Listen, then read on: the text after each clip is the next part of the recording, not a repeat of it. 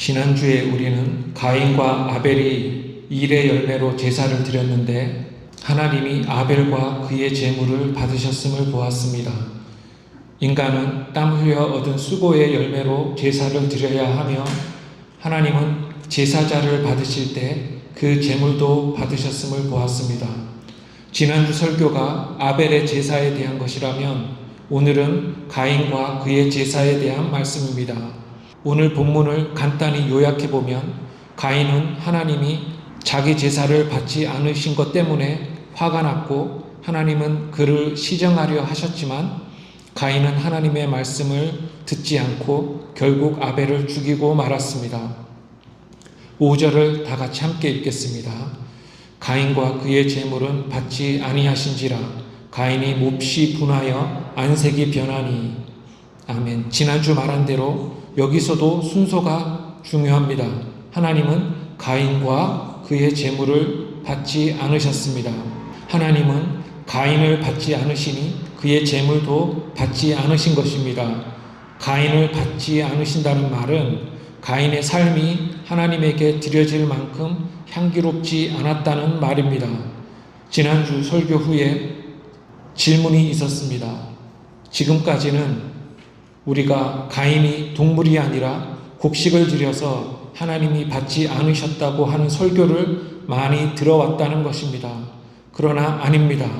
하나님은 제물에 문제가 있어서 인간의 제사를 받지 않으시는 분이 아닙니다.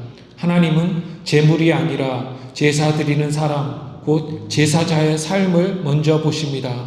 이것이 바로 산제사 개념입니다.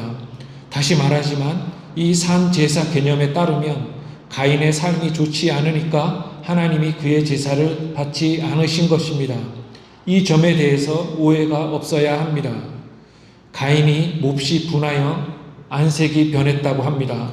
하나님이 가인과 그의 제물을 받지 않으셨기 때문에 화가 나고 안색이 변했습니다. 이 안색이 변했다는 우리말 표현은 원어로는 안색이 떨어졌다입니다. 고개를 떨구었다는 표현이 적절해 보입니다. 이 안색이 변했다는 표현은 좌절과 낙심을 말합니다. 하나님이 제사를 받지 않으셔서 가인이 화가 나고 좌절하고 낙심했습니다.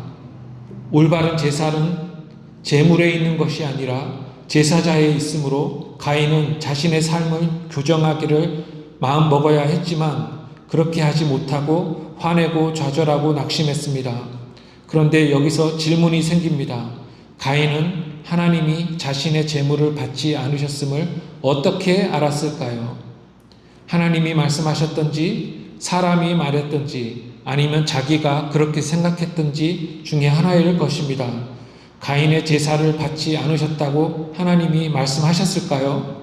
하나님이 가인아 내 제사를 못 받겠다고 하셨을까요? 그렇지 않았을 것입니다. 아니면 다른 사람이 가인에게 와서 말했을까요? 현재 등장인물이 아담, 하와, 아벨밖에 없는데 아담이 가인에게 와서 아들 가인아 하나님이 너의 제물을 안 받으셨어 라고 말했을까요? 아니면 하와나 아벨이 말했을까요? 다른 사람이 가인에게 말하지 않았을 것입니다. 만약 그랬다면 그들은 어떻게 알았는지가 똑같이 궁금해지기 때문입니다. 아니면 하나님이 자기 제사를 받지 않으셨음을 가인이 스스로 생각했을까요? 이것이 맞을 것입니다. 만약 그렇다면 가인은 무엇을 근거로 그렇게 생각했을까요? 자연현상을 보고 알았을까요?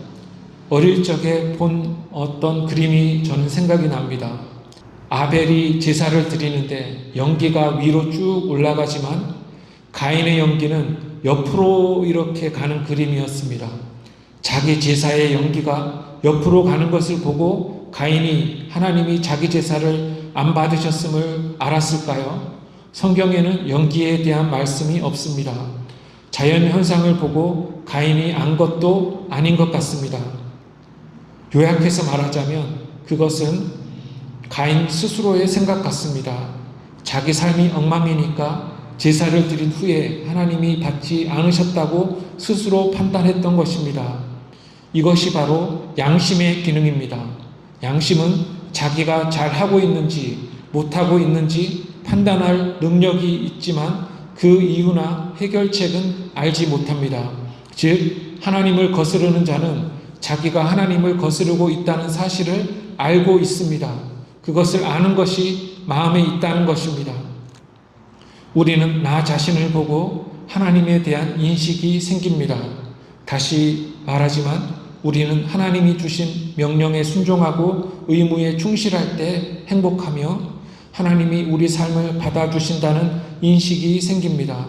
그러나 그렇지 않고 명령에 불순종하고 의무를 행하지 않을 때는 불순종하고 의무에 태만한 것은 생각하지 않고 나를 왜 이렇게 만들었나요? 라고 하나님에게 원망하는 것입니다.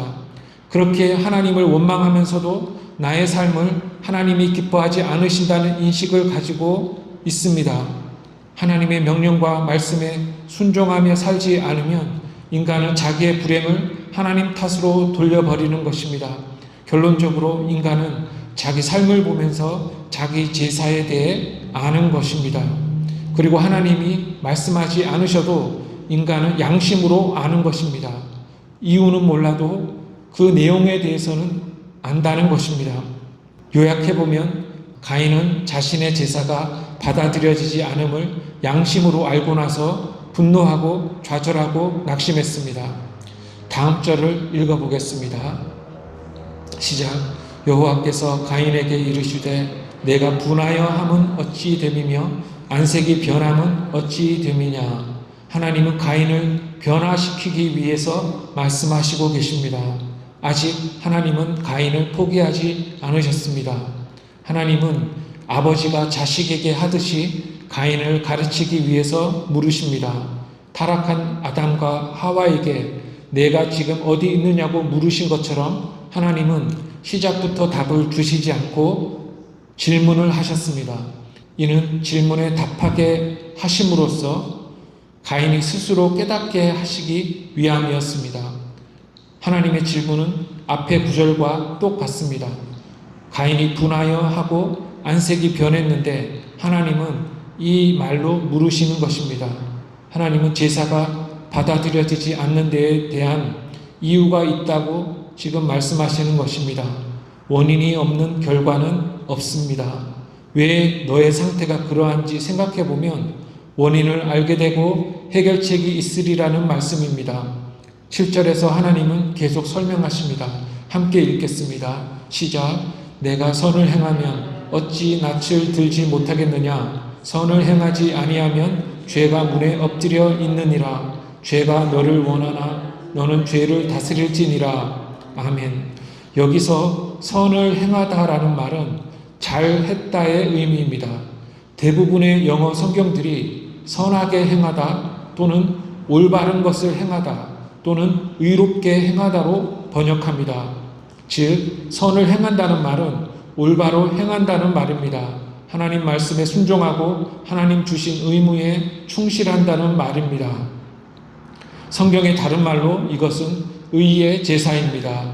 즉 의의 제사를 드렸다면 하나님이 받으셨을 것입니다.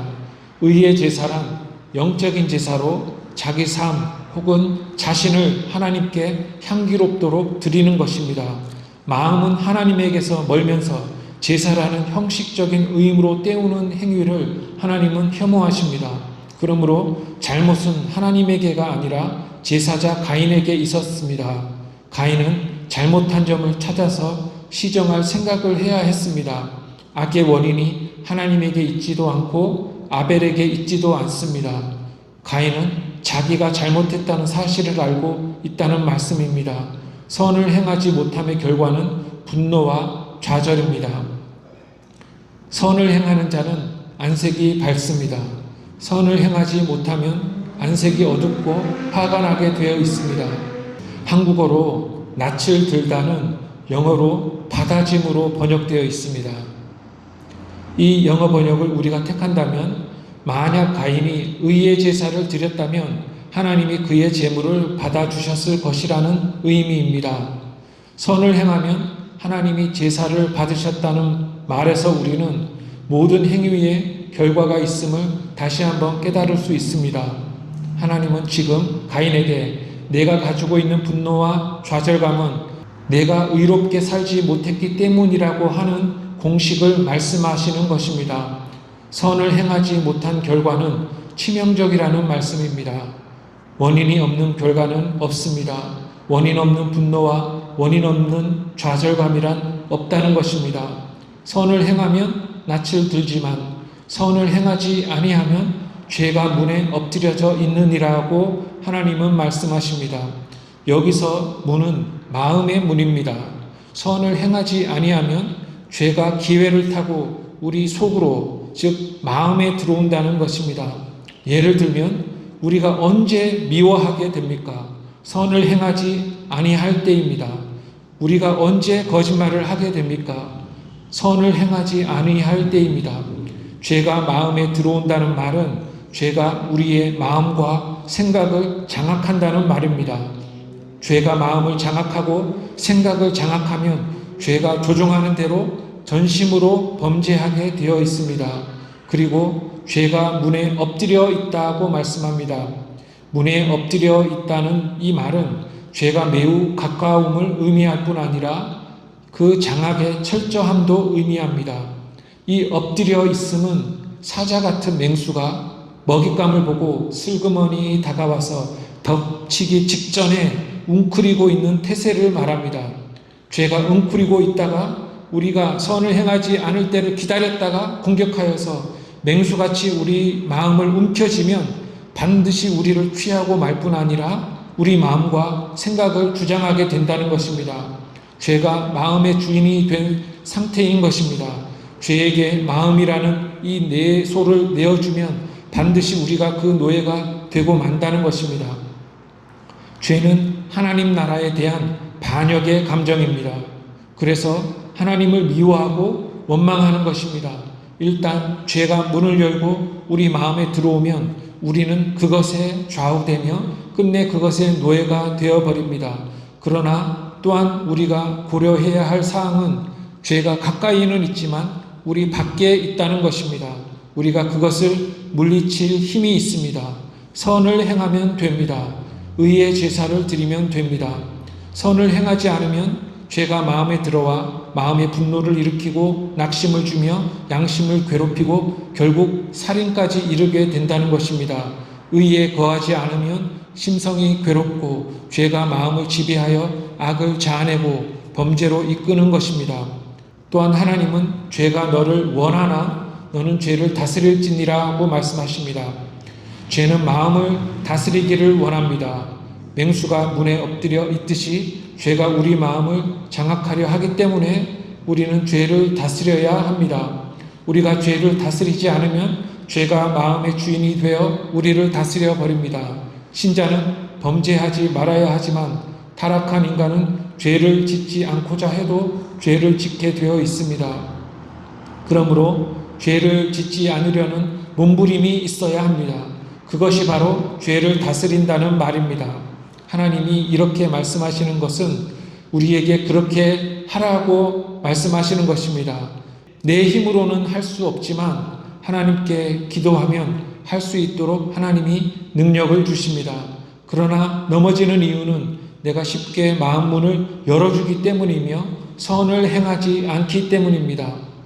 불순종이라는 원인이 있으면 죄라는 결과가 따라오게 되어 있습니다. 결과를 없애려는 노력보다 원인을 고치려 해야 합니다.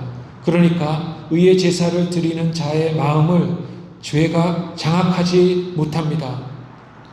하나님의 설득에도 불구하고 다음 절을 보면 가인은 아벨을 죽이고 맙니다. 8절을 읽어보겠습니다. 시작. 가인이 그의 아우 아벨에게 말하고 그들이 들에 있을 때 가인이 그의 아우 아벨을 쳐 죽이니라. 아멘. 가인이 아벨에게 말했다고 하는 것은 여러 가지로 해석이 가능합니다. 부정적으로 보는 해석도 있고 긍정적으로 보는 해석도 있습니다. 부정적으로 보면 가인이 아벨을 죽이기 위해 아벨에게 들로 나오라고 말했다는 것입니다. 그러나 반면에 긍정적으로 보면 가인이 하나님이 말씀하신 것을 아벨에게 말해서 자신의 분노와 낙심에 대해 아벨에게 사과를 구했다고 할 수 있습니다. 즉 일시적인 회심의 감정이 있었다는 것입니다.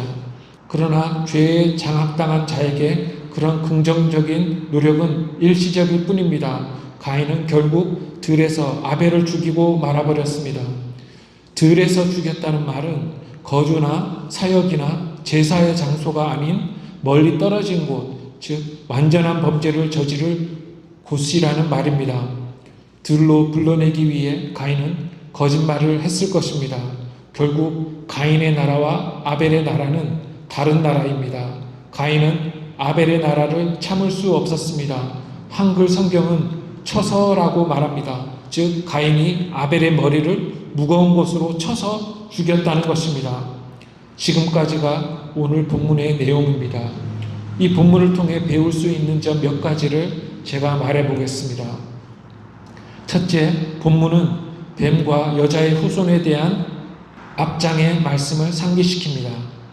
가인과 아벨은 창세기 3장 15절이 언급하는 뱀의 후손과 여자의 후손, 즉 사탄의 나라와 하나님 나라와 관련이 됩니다. 저 구절에 따르면 뱀의 후손과 여자의 후손은 적대적일 것이며 그래서 세상 끝까지 서로와 전투할 것이나 결국에는 하나님 나라가 압도적으로 이길 것이라고 말씀합니다. 저자 모세는 인간이 이 점을 염두에 두고 있었으며 가인과 아벨이 전형적인 각 두 나라의 속함을 보여주고 있다고 생각됩니다. 제사는 하나님과 관련되지만 가인은 애매한 아벨을 죽입니다. 이것은 가인이 속한 나라가 뱀의 나라임을 드러냅니다. 하나님의 설득을 듣고도 가인이 범죄한 것은 여자의 후손과 뱀의 후손에 대한 말씀을 우리에게 상기시키기 위함입니다. 하나님 나라에 속한 자는 의의 제사를 드립니다. 그러나 뱀의 후손은 하나님 나라에 속한 자를 해합니다. 오늘 본문은 이러한 하나님 나라의 구도 안에서 신자의 성화의 삶을 가르치는 것입니다. 이 구도는 성경 전체를 통해 계속될 것입니다. 신자는 이 하나님 나라 구도를 잊으면 안 됩니다. 그래서 아벨의 죽음이 애처롭게 느껴집니다. 그것은 의인이 당하는 고난을 비유합니다. 지금도 복음 때문에 순교하는 선교사들도 많고 신자들도 많습니다. 처음부터 의인이 고난을 당했습니다. 둘째 교훈은 우리에게 죄를 짓지 않으려는 몸부림이 있어야 한다는 것입니다. 불신자도 죄를 짓지만 신자도 죄를 짓습니다. 불신자는 전이란 마음으로 죄를 짓지만 신자는 나뉘어진 마음으로 죄를 짓습니다. 즉 불신자는 거리낌 없이 죄를 짓는데 신자는 반면에 영의 상태에 따라 죄를 이기기도 하고 죄에 굴복하기도 합니다. 죄에 대한 몸부림이 없으면 쉽게 죄의 노예가 되는 것입니다. 말씀의 순종의 여부에 따라 우리는 죄를 짓습니다. 즉 말씀 따라 살려고 하지 않으면 죄가 문에 엎드려 있게 되고 쉽게 전심으로 죄를 짓는 것입니다. 즉 마음이 죄에 장악당하는 상태를 피하기 위해서는 말씀 따라 살려는, 즉 성경의 말씀대로 살려는 몸부림이 있어야 합니다. 하나님의 말씀대로 살려는 몸부림이 바로 넓은 의미의 예배이며 의의 제사인 것입니다. 이 말씀을 듣는 자는 하나님께 의의 제사를 드려야겠다는 결단이 있어야 합니다. 무엇이 의로운 삶인지 성경 말씀을 통해 깨달아야 하며 또 깨달은 말씀대로 그렇게 살고 있지 못함을 인식하고 눈물로 뉘우치며 그렇게 살겠다는 결단이 있어야 하는 것입니다. 그렇게 새로운 삶을 살겠다고 마음에 결단하고 살아가는 우리 모두가 되기를 주님의 이름으로 축원합니다. 기도하겠습니다. 하나님 아버지, 오늘도 말씀을 통해 하나님 나라 복음에 대해 깨닫게 해주시니 참으로 감사합니다. 말씀대로 살려는 몸부림이 있어서 하나님 나라 백성으로 살아갈 때 예수님이 가신 십자가의 길을 기쁘게 걸어가는 우리 모두가 되게 해 주시옵소서. 예수님의 이름으로 기도합니다. 아멘. 구주의 십자가 보혈로 죄 씻음 받기를 원하네. 내 죄를 씻으신 주 이름 찬송합시다. 찬송합시다.